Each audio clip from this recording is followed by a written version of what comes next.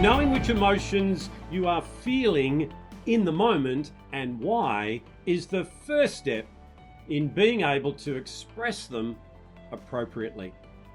Hi, this is Grant Herbert, international influencer and sustainable performance coach, and this week we want to start our journey in the competencies of emotional intelligence in the area of self-awareness by looking at the first competency, emotional self-awareness.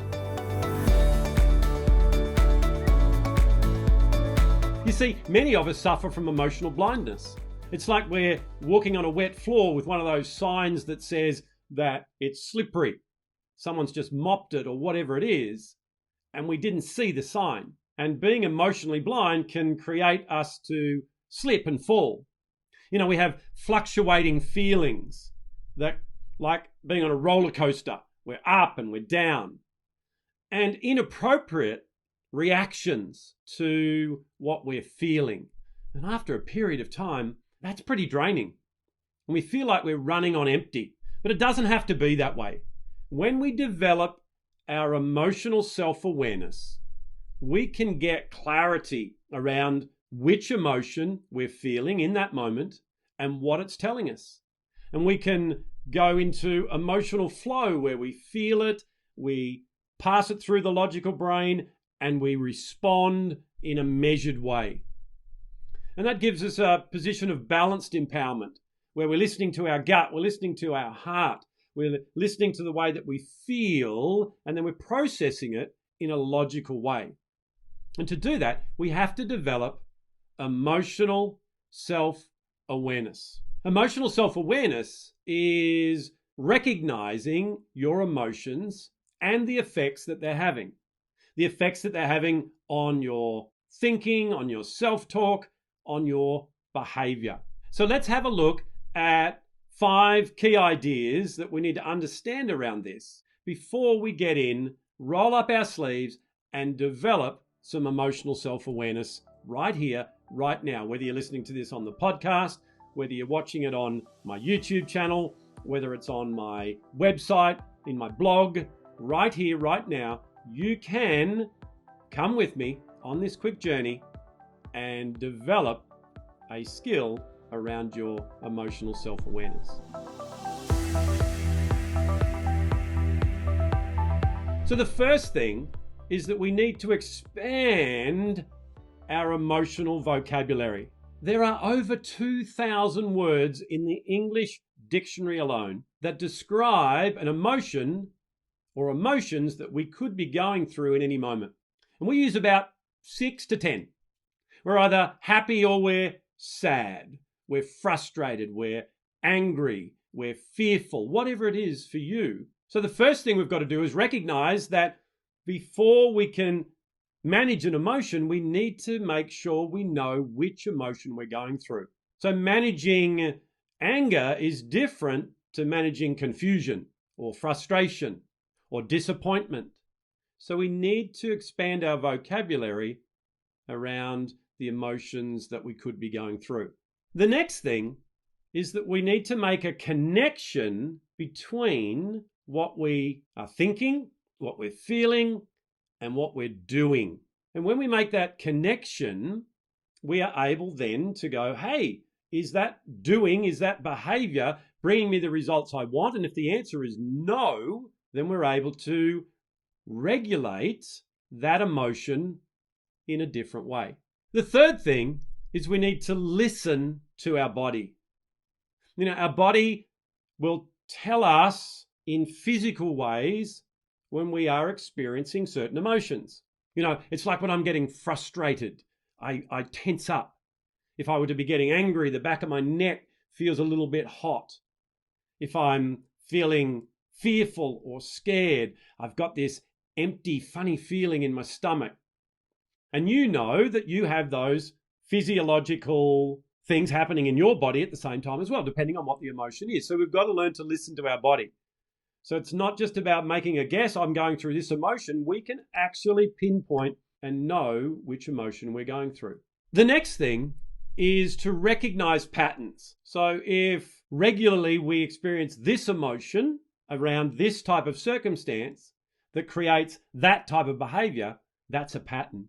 And those patterns can become ingrained in our neural pathways. So we need to understand when those patterns are taking place. So that'll give us a lot more information and data that we can play with and tweak and adjust to create a different behavior. And number 5 is we need to go deeper for clarity. So what I'm saying there, instead of just recognizing the emotion and seeing it at a surface level, we need to be able to ask ourselves a series of questions that will go deeper into giving us clarity around why that makes me behave that way, why that makes you do the things that you do, why that creates that reaction. So there's 5 key things that we need to understand when we are developing and building our emotional self-awareness. So let's roll up our sleeves right now. And I want to give you an exercise that you can do that will help you to go through those 5 principles we just talked about and become more emotionally aware. See, social and emotional intelligence is the ability to be aware of our own emotions and the emotions of others in the moment, and then to use that information to manage yourself and manage your relationships. So step 1 is about being aware. So one of the exercises that I take clients through, and we will have this also in the course that we're currently developing, is an exercise where you do a timeline. The key element of this exercise, the key outcome, is to create a regular pattern where you stop in the moment at certain parts of your day and ask yourself, what is the emotion I'm going through right now? Now, I don't know about you, but no one ever taught me to do that. So step 1 is label the emotion. So if I just react or I just on the fly, just keep going with it without actually going, well, hang on a sec. What is the emotion I'm going through right now? Now, you'll remember from last week and probably the week before it might have been that I taught you how asking what questions will bring a logical answer. It'll light up the neocortex instead of getting into too much of more of the emotion and going down into it. So what is the emotion I'm going through right now? Now, in this exercise, for the moment, let's put aside worrying about or considering why I'm going through it. We just want to identify the emotion. Now, the thing to understand here is we can be going through more than one emotion in any given moment. And paradoxically, we could even be going through the negative and positive emotion around the same thing. So I might have a friend who has passed and they've been really, really sick and in pain. And I might feel sad that I've lost my friend. I feel sad that they've left, their wife or their children or whatever that situation is behind. But I also feel happy and joyful around the fact that they're no longer in pain, that they've gone to a better place and they're no longer experiencing what they went through in the last stages of their life. So you can be going through, just like me, more than one emotion at any given time. So to start us off, let's just consider one. So what you can do is start when you first wake up in the morning. So when you wake up, instead of reaching for your phone, reach for a signal and go, what is the emotion I'm going through right now? Then when you're having your breakfast, what's the emotion I'm going through right now? When you jump in your car, if you're still working away from home, or if you do the commute from the kitchen to your office like me, what's the emotion that I'm going through? What's the emotion you're going through? Mid-morning, lunchtime, mid-afternoon, when you first get home, after dinner, when you're getting ready for bed. So using those particular milestones in your day, just stop. Ask yourself the question, What is the emotion I'm going through right now?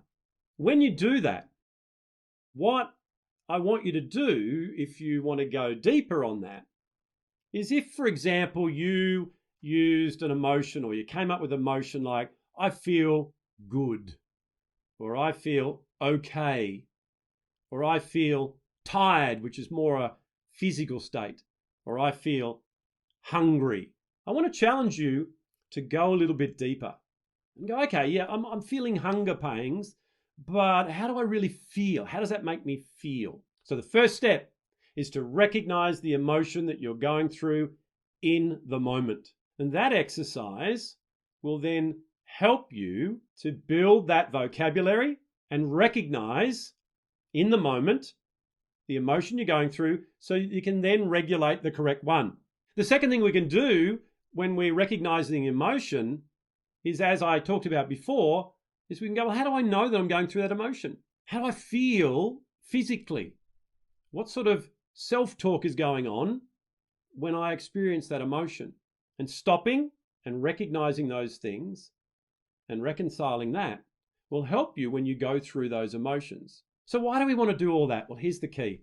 What I love to help people to do is, instead of waiting until we get to an emotion which is really strong and it's ingrained in a pattern of behavior that is unresourceful, like anger, we want to be able to recognize the pattern of which emotions I normally go through on the way to anger.